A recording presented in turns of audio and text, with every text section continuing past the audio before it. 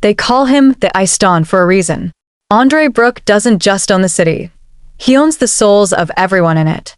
So when he hired Mara, a girl with empty pockets and a defiant heart, he thought he was just buying a new toy to shatter. He expected her to cower. He expected her to break. But he never expected her to be the only person who could look him in the eye without blinking. In a world where one wrong word can get you buried, Mara is playing the most dangerous game of all. She's moved into his mansion, entered his shadows, and sparked a forbidden obsession that is about to set the entire Mafia world on fire. Because Andre Brook is about to realize that the poor maid he hired is the only woman he can't live without.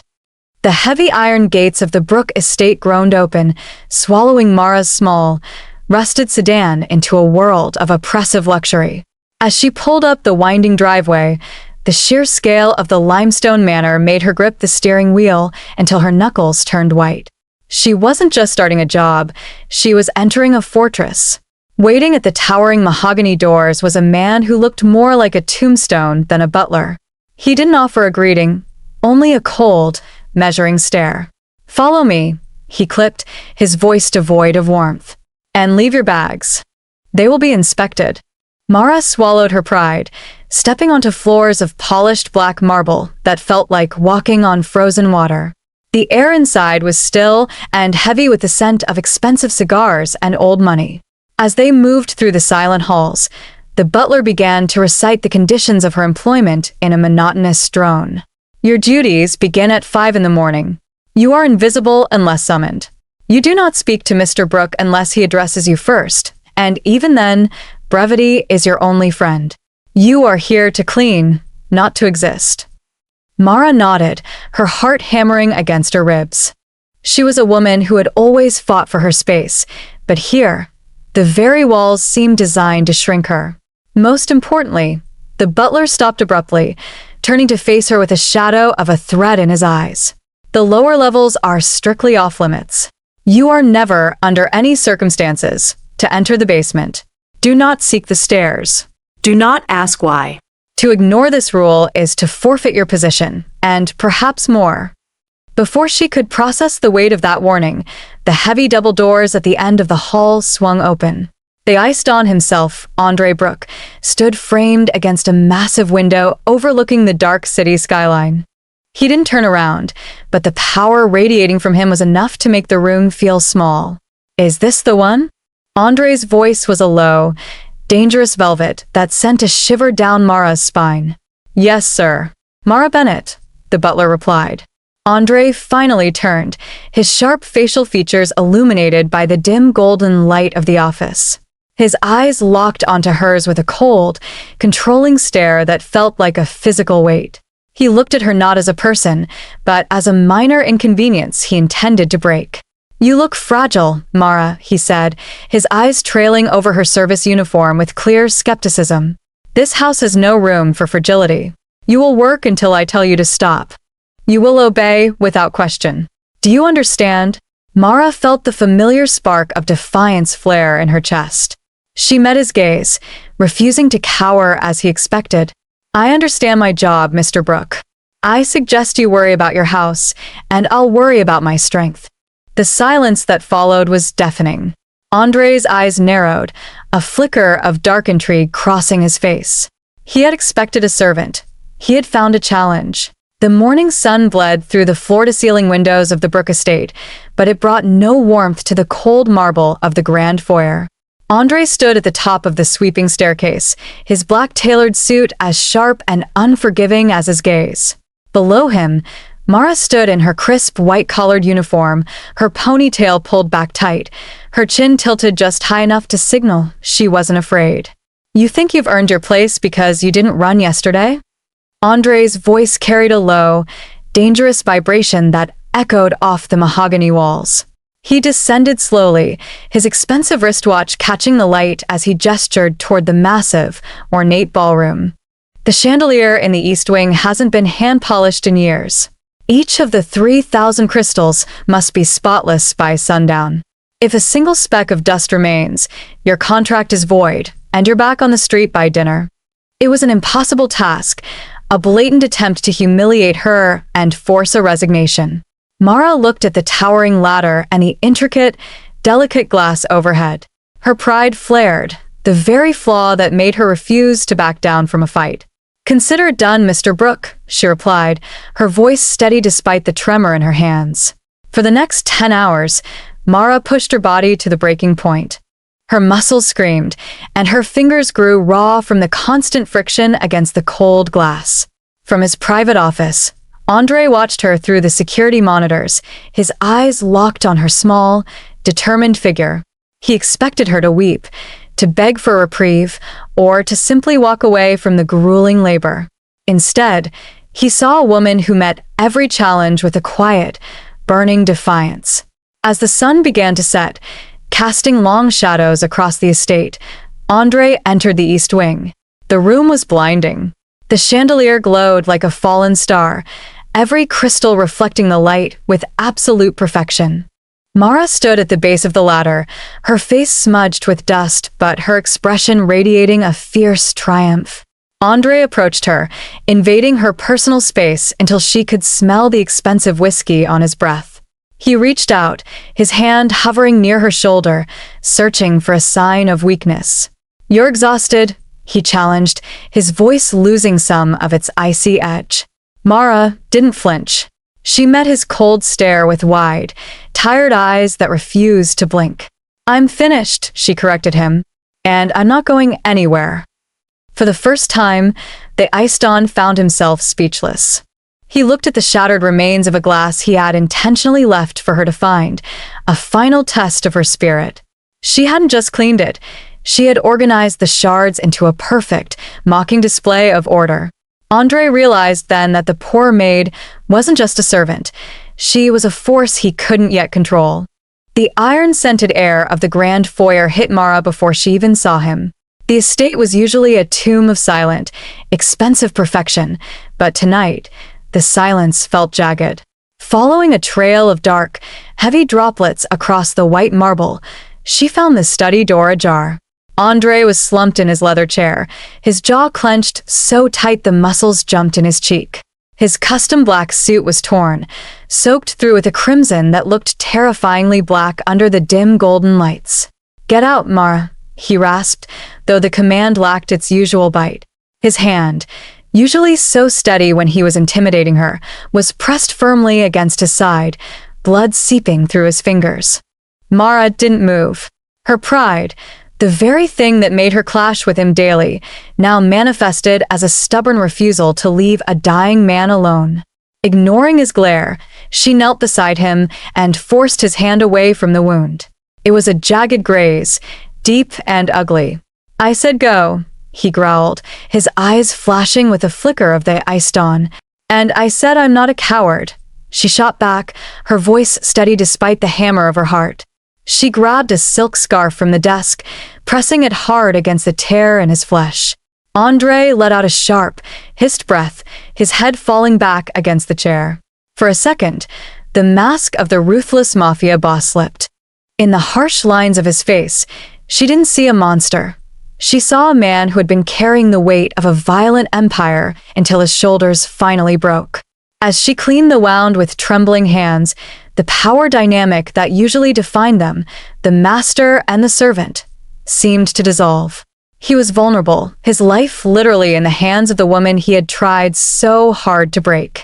Andre watched her, his gaze heavy and unreadable. There was no mockery in his eyes now, only a raw, startled realization. "Why stay?" he whispered, the words barely audible.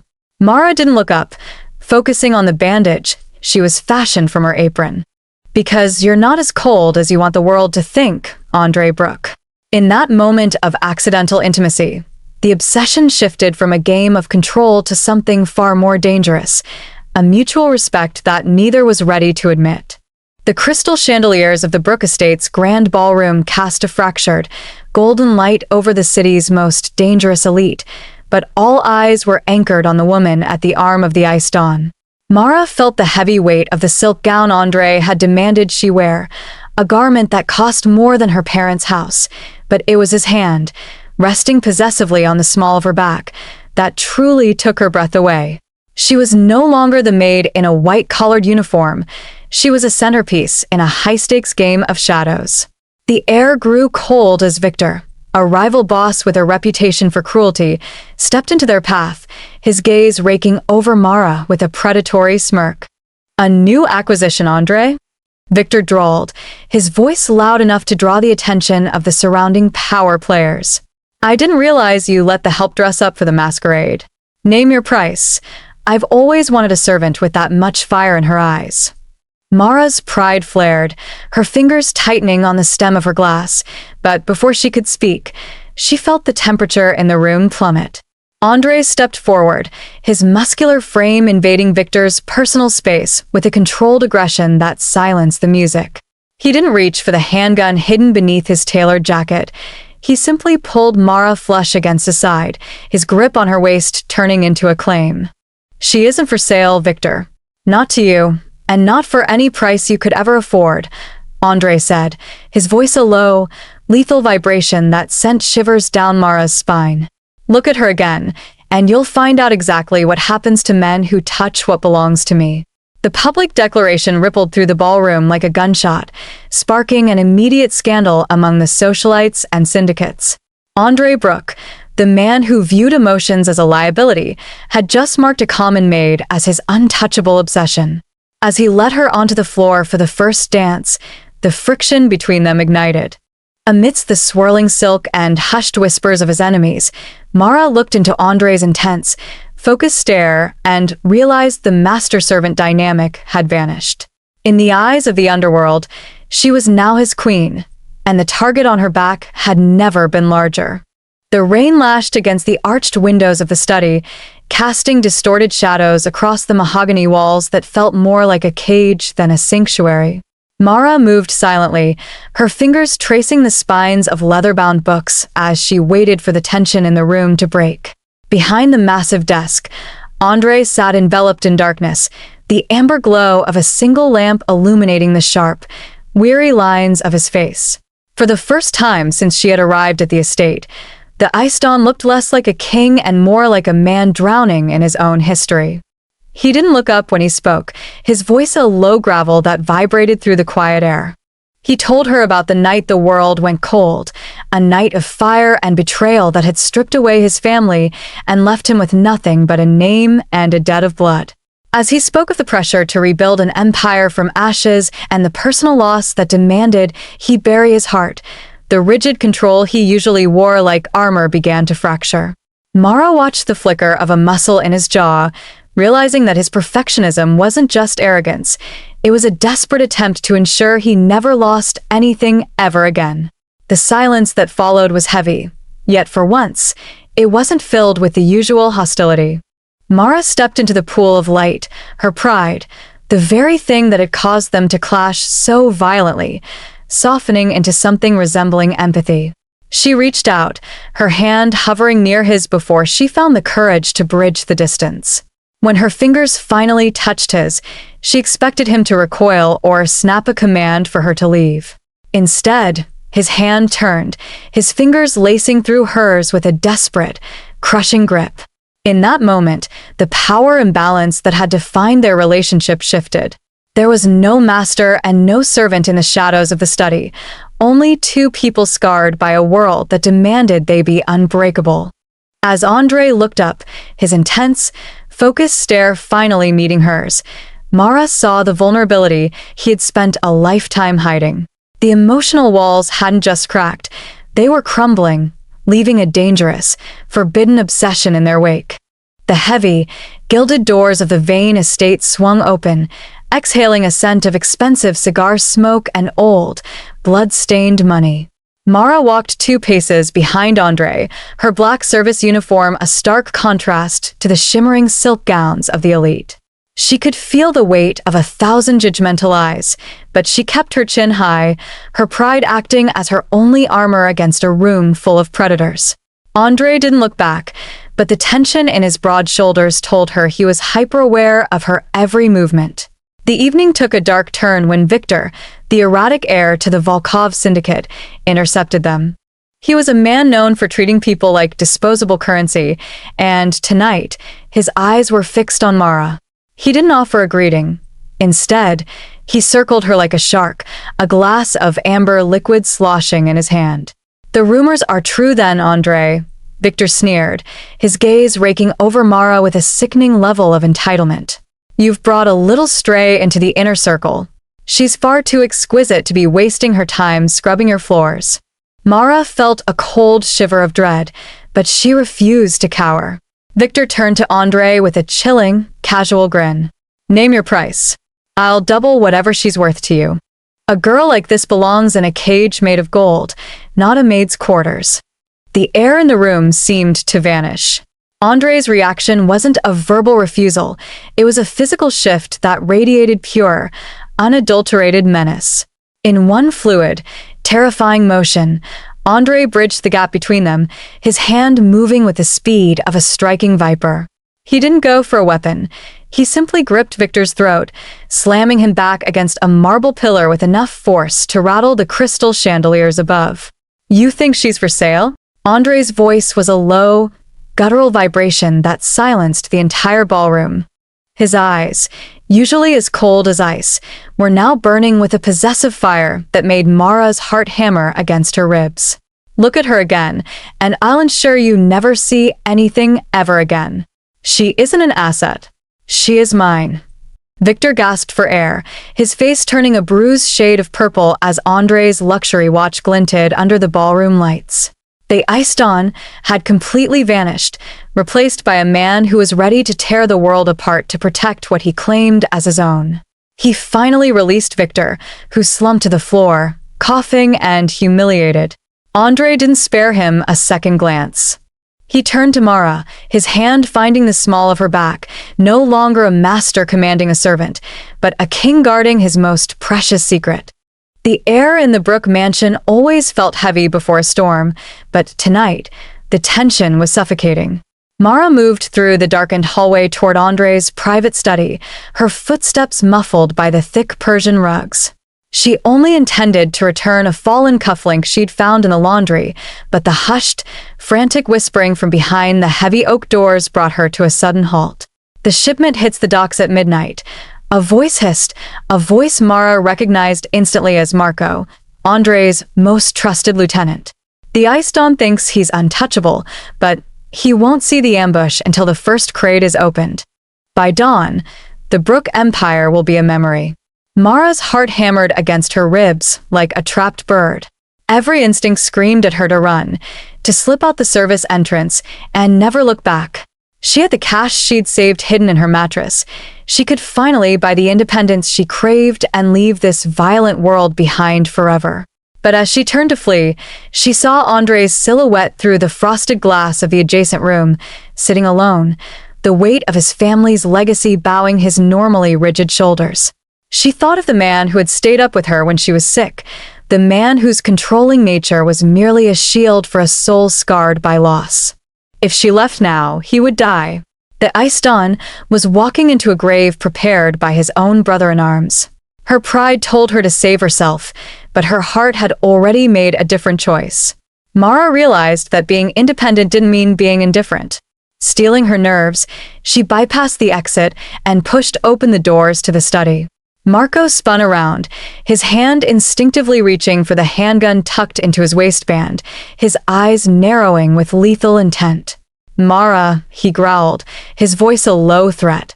"You're late with the tea." Mara didn't flinch. She looked past the traitor, her eyes locking onto Andre's startled gaze. The power dynamic shifted in an instant. She was no longer just the maid. She was the only shield he had left. "Andre," she said, her voice steady despite the chaos in her soul. "We need to talk about the midnight shipment.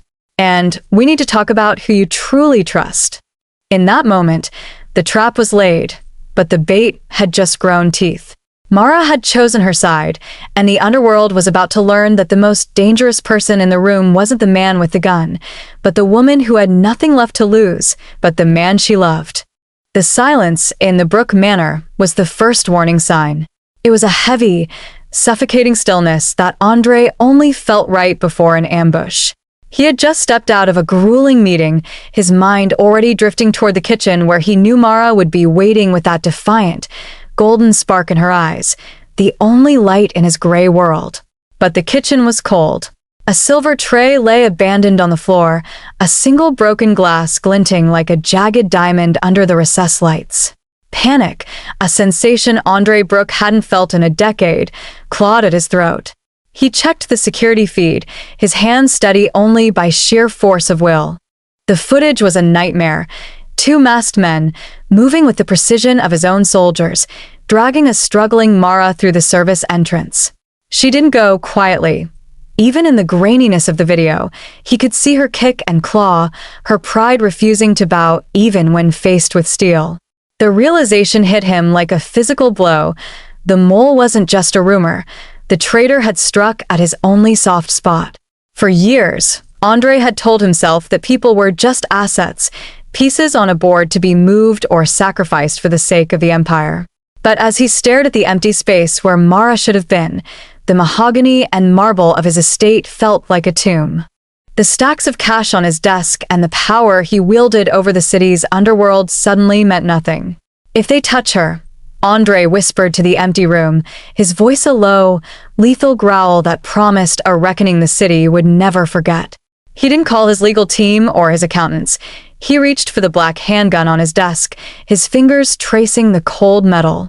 He finally understood that his empire was a hollow shell if she wasn't in it to challenge him, to look him in the eye, and to remind him he was human. Every second she was gone, a piece of his iced-on persona shattered. He wasn't acting for the syndicate anymore. He wasn't acting for profit.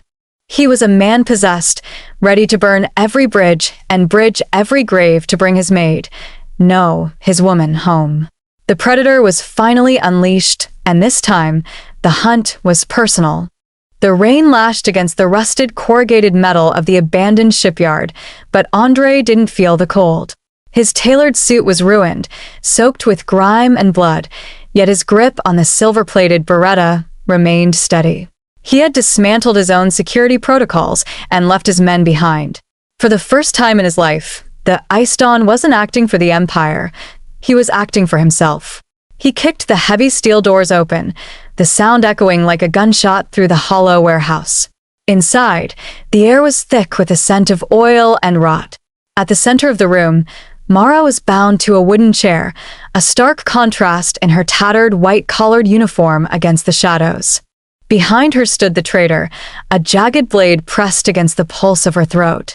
"One more step, Andre, and she bleeds for your sins," the man hissed, his voice trembling with a mix of fear and adrenaline. Andre stopped, his eyes locked onto Mara's.